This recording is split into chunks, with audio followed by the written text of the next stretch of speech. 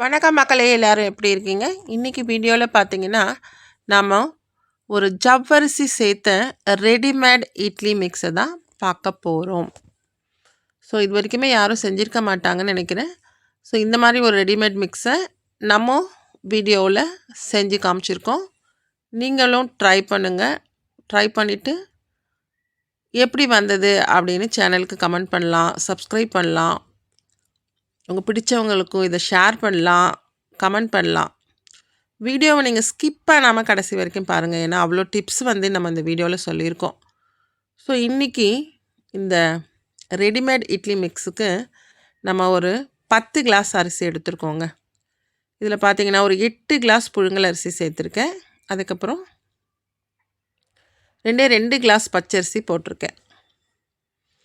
So நான் வந்து எப்போவுமே 5க்கு 1 அந்த கணக்கில் தான் யூஸ்வலி நம்ம வீட்டில் ஊற வச்சு அரைப்போம் இல்லைங்களா, அதே கணக்குக்கு தான் ரெடிமேட் மிக்ஸும் எடுத்திருக்கேன்.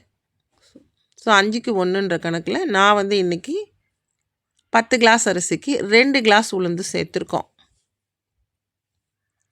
ஸோ இப்போ முதல்ல அரிசியை வந்து நல்லா கழுவி எடுத்துக்கலாம். ஏன்னு கேட்டிங்களா, அதில் ஆஸ்னிக்ன்ற ஒரு கெமிக்கல் இருக்கும். ஸோ அதை நல்லா சுத்தபத்தமாக கழுவி எடுத்துட்டு அதுக்கப்புறம் நம்ம காய வச்சுக்கலாம். ஸோ இந்த அரிசியை பார்த்திங்கன்னா நம்ம இப்போ வீட்டிலே தான் வந்து காய வைக்கிறோம்.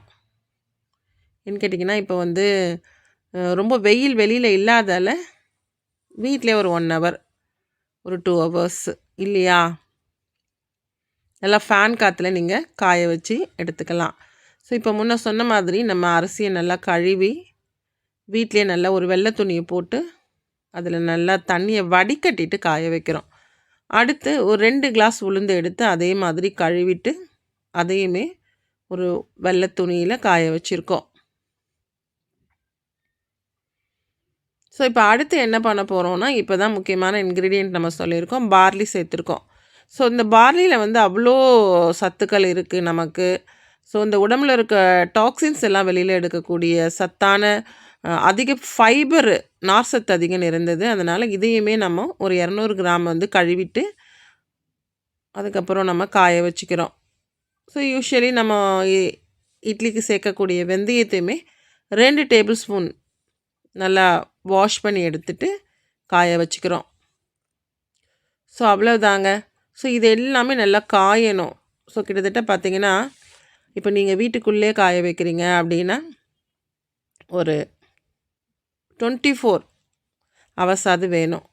ஸோ அப்படி இல்லை, நல்லா வெளியில் எனக்கு நல்லா வெயில் இருக்குது அப்படின்னு நீங்கள் இருந்தீங்கன்னா நல்லா ஒரு 2 ஹவர்ஸ் 3 ஹவர்ஸ் வெயிலில் காய வச்சா போதுங்க, நல்லா முடன்னு வரும். ஸோ அந்த டைமில் நீங்கள் எடுத்து அரைச்சிக்கலாம். இது கூட நம்ம ஒரு சில இன்க்ரீடியன்ட்ஸும் போட்டு அரைச்சி எடுக்க போகிறோம். அதாவது என்னென்னு பார்த்தீங்கன்னா,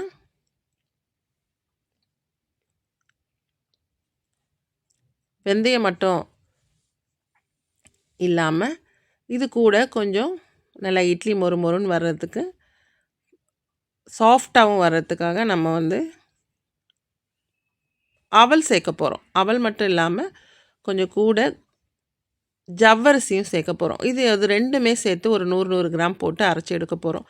இங்கே பார்த்திங்கன்னா பக்கத்துலேயே எனக்கு ஒரு மிஷின் இருந்ததால் நான் அதில் கொடுத்து அரைச்சி எடுத்துக்கிட்டேன். எப்படி அரைக்கணும் அப்படின்றதையும் சொல்கிறேன். இந்த அரிசியை மட்டும் குறைன்னு அரைச்சிக்கிட்டு மற்ற இன்க்ரீடியன்ட்ஸ் எல்லாத்தையும் நீங்கள் நல்ல ஃபைன் பவுடராக அரைச்சி எடுத்துக்கலாம். ஸோ அப்போ தான் வந்து இட்லி பார்க்கும்போது இப்போ நார்மலாக 2த்தையும் ஒன்றா கொடுத்து கூட அரைச்சிக்கலாம். அப்படி அரைக்கிறத விட இந்த மாதிரி குறைன்னு அரைச்சிட்டு மற்ற இன்க்ரீடியன்ட்ஸ் எல்லாத்தையும், அதாவது நான் சொன்ன மற்ற உளுந்து, வெந்தயம், பார்லி, அவல் இது எல்லாத்தையும்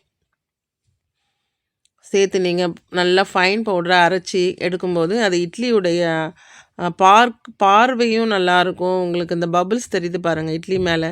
ஸோ அது பார்த்திங்கனாலே நல்லா வந்து உங்களுக்கு நல்லா ரவா இட்லி மாதிரியும் சூப்பராக இருக்கும். ஸோ இந்த மாதிரி நீங்கள் ட்ரை பண்ணலாம். இல்லை நான் மொத்தமாக எனக்கு நல்லாவே மைய அரைச்சிக்கலாம் அப்படின்னாலும் அப்போவுமே இட்லி நல்லா தான் இருக்கும். ஸோ எனக்கு இந்த மாதிரி பிடிச்சதால நான் இந்த மாதிரி செஞ்சுருக்கேன். ஸோ இப்போ 2த்தையும் நம்ம மிக்ஸ் பண்ணி எடுத்துக்கலாம். ஏன்னா தனித்தனியாக அரைச்சிருக்கோம் இல்லையா, இதை நல்லா மிக்ஸ் பண்ணி எடுத்துப்போம். ஒரு பெரிய பவுலில் போட்டு நல்லா மிக்ஸ் பண்ணி எடுத்துட்டு நீங்கள் ஒரு நல்லா ஒரு ஏர் டைட்டு டப்பாவில் போட்டு காற்று போகாத மாதிரி மூடி வச்சுக்கலாம். ஸோ இது வந்து நீங்கள் எப்போ போட்டு வச்சிட்டிங்கன்னா கிட்டத்தட்ட பார்த்தீங்கன்னா ஒரு 6 மாதம் வரைக்கும் நீங்கள் யூஸ் பண்ணிக்கலாம். ஸோ ஒன்றும் வந்து உங்களுக்கு கெட்டு போகாது. அப்படி நீங்கள் ஃபீல் பண்ணிங்கன்னா நமத்து போகும் அந்த மாதிரி எதாவது ஃபீல் பண்ணிங்கன்னா லைட்டாக கொஞ்சம் வறுத்துட்டு மிதமான சூட்டில் வறுத்துட்டும் நீங்கள் ஆற வச்சு டப்பாவில் போட்டு மூடி வச்சிட்டிங்கன்னா 6 மாதம் வரைக்கும் கண்டிப்பாக நீங்கள் யூஸ் பண்ணலாம். ஸோ இது யாருக்கெல்லாம் யூஸ்ஃபுல்லாக இருக்கும் அப்படின்னு பார்த்தீங்கன்னா, இப்போ வேலைக்கு போகிறவங்க, ஒரு பேச்சுலர்ஸாக இருக்கிறவங்க, டக்குன்னு நம்ம வந்து அரிசியை ஊற வைக்கணும். அதுக்கப்புறம் வந்து அரைக்கணும். அதை அரைச்சி அதுக்கப்புறம் நைட்டு வந்து ஒரு 10 ஹவர்ஸ் ஊற வைக்கணும். ஊற வச்சு அதுக்கப்புறம் ஊற்றணும். இந்த மாதிரி வந்து இவ்வளோ வேலை இல்லை, வேலைக்கான டைம் இல்லை நமக்கு அப்படின்றவங்க, ஒர்க்கிங் விமனுக்கு ரொம்பவே யூஸ்ஃபுல்லாக இருக்கும். ஸோ அவங்கெல்லாம் இந்த மாதிரி நம்ம கடையில் கொடுத்து அரைச்சி ரெடிமேடை மிக்ஸை செஞ்சு வச்சுக்கலாம். ஸோ இப்போ அடுத்து பார்த்திங்கன்னா நம்ம வந்து இது எல்லாத்தையும் அரைச்சி எடுத்துட்டோன்னு சொன்னோம் இல்லையா, கடையில் கொடுத்து. இதை வந்து என்ன பண்ண போகிறோம், இப்போது அதில் வந்து ஒரு 4 கிளாஸ் மட்டும் எடுத்து போட்டு ஊற வைக்கிறோம். கொஞ்சம் தண்ணி ஊற்றி நல்லா மிக்ஸ் பண்ணி வைக்கிறோம். நல்லா மிக்ஸ் பண்ணி நீங்கள் எனக்கு இவ்வளோ தேவைப்படும், இட்லிக்கு போதும் அப்படின்றது நான் எடுத்திருக்கேன். ஒரு 2ஓ 3ஓ இல்லை நீங்கள் கொஞ்சமாக எடுத்து போட்டு நல்லா தண்ணி ஊற்றி மிக்ஸ் பண்ணிக்கலாம். மிக்ஸ் பண்ணி நல்லா ஒரு திக்கு கன்சிஸ்டன்சிக்கு ஊற வச்சுருக்கோம். ஸோ நல்லா கலந்து வச்சாச்சு. ஸோ இதை அப்படியே வந்து ஓப்பன்லேயே வைக்காமல் நல்லா ஒரு டைட்டாக போடுற ஒரு டப்பாவில், நான் இப்போ ஒரு பெரிய தயிர் டப்பாவில் இந்த மாவை வந்து ட்ரான்ஸ்ஃபர் பண்ணிக்கிட்டேன். அதில் ஊற்றி நல்லா மூடி போட்டு, இதுவுமே காற்று போகாத மாதிரி மூடி போட்டு வைக்கும்போது உங்களுக்கு ஏன் இந்த மாதிரி ஒரு டப்பா பயன்படுத்துகிறோன்னு பார்த்தீங்கன்னா, காற்று போகாத மாதிரி இருக்கும்போது சீக்கிரமாக உங்களுக்கு புளிக்கும். இப்போ வின்டர் கிளைமேட்டில் பார்த்தீங்கன்னா யூஸ்வலி மாவு புளிக்கிறது ரொம்ப கஷ்டமாக இருக்கும். அது ஒவ்வொருத்தர் கைக்கு வந்து மாவு வந்து புளிக்கவும் செய்யாது. ஸோ இப்போல்லாம் எனக்கெல்லாம் பார்த்தீங்கன்னா மாவு வந்து நல்லாவே புளிச்சிரும். ஸோ அதனால் நம்ம இந்த மாதிரி ஒரு ஏர்டைட் டப்பாவில் போட்டு மூடி வைக்க சொல்கிறோம். ஸோ யூஸ்வலி வந்து இது நம்ம நைட்டு அரிசியை ஊற வச்சு அரைக்கிறது கிடையாது இல்லையா, நம்ம மிஷினில் கொடுத்து அரைக்கிறோம். ஸோ அதனால் வந்து இந்த மாதிரி ஒரு டப்பாவில் போட்டு மூடி வச்சிங்கன்னா நல்லா மாவு வந்து புளிச்சு வரும். ஸோ இப்போ மாவு நல்லா வந்து ரெடி ஆயிடுத்து. ஸோ இதை நம்ம என்ன பண்ண போகிறோம், இப்போ இட்லி ஊற்றி எடுத்துக்கலாம். ஸோ இந்த இட்லிக்கு பார்த்திங்கன்னா யூஸ்வலி நம்ம வந்து என்ன சட்னி வேணால் யூஸ் பண்ணிக்கலாங்க. இந்த சட்னி அப்படின்னு இல்லை, எல்லாமே ஒரு தேங்காய் சட்னியை பயன்படுத்திக்கலாம், இல்லாட்டி ஒரு சாம்பார் வச்சுக்கலாம், ஒரு வெங்காய சட்னி, ஒரு இஞ்சி தொக்கு, இல்லை வந்து ஒரு புதினா தொக்கு, புதினா துவையல், ஸோ ஒரு புளி சட்னி. ஸோ இந்த மாதிரி சொல்லிக்கிட்டே போகலாம். எல்லாத்துக்குமே வந்து இந்த ரெடிமேட் மிக்ஸ் வந்து யூஸ்ஃபுல்லாக இருக்கும். ஸோ இந்த ரெடிமேட் மிக்ஸ் வந்து இட்லி மட்டும்தான் ஊற்றலாமா அப்படின்ற ஒரு டவுட் வரும்.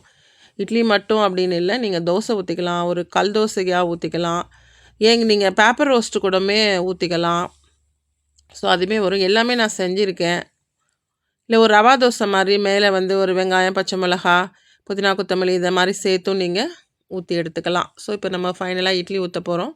இட்லி ஊற்றுறதுக்கு நான் இன்றைக்கி வந்து ஒரு இட்லி குக்கர் மாதிரி எடுத்திருக்கேன்.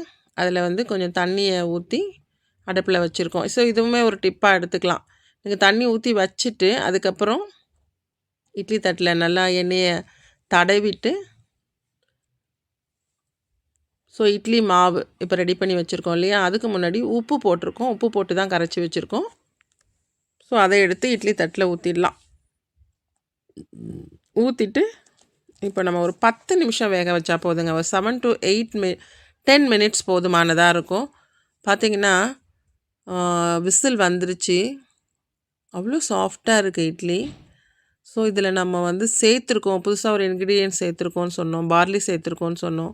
ஸோ அதை சேர்த்துமே இட்லி வந்து என்ன கலர் பார்த்திங்கன்னா கொஞ்சம் சேஞ்சஸாக இருக்குது, பியூர் ஒயிட்டாக இல்லாமல் இருக்குது, பட் ரொம்ப நல்லா இருக்குது, சாஃப்டாக இருக்குது. ஸோ முன்ன சொன்ன மாதிரி இந்த இட்லியை வந்து நீங்கள் எல்லாருமே வந்து ட்ரை பண்ணி பாருங்கள். ட்ரை பண்ணிவிட்டு இதை வந்து உங்கள் ஃப்ரெண்ட்ஸுங்களுக்குமே ஷேர் பண்ணுங்கள். ஸோ இது ரொம்ப பிடிச்சிருக்கு அப்படின்னு சொன்னால் சேனலுக்கு கமெண்ட் பண்ணுங்கள். ஸோ இது வரைக்குமே வந்து நீங்கள்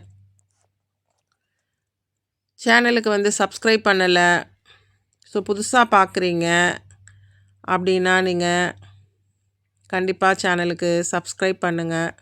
ஸோ இந்த வீடியோ வந்து ஃபுல்லாகவே பாருங்கள். ஸோ இந்த ரெடிமேட் மிக்ஸ் வந்து வீட்டில் செஞ்சு பாருங்கன்னு சொல்லியிருக்கோம் இல்லையா? இது வந்து நம்மளுமே வந்து சேல்ஸ் பண்ணுறோம். ஸோ இது வேணும் அப்படின்றவங்க நீங்கள் ஆர்டருமே கொடுத்துக்கலாம். ஸோ ஒரு 250 கிராம்ஸாக நம்ம வந்து இதை வந்து சேலும் பண்ணுறோம். தேங்க்ஸ் ஃபார் வாட்சிங்.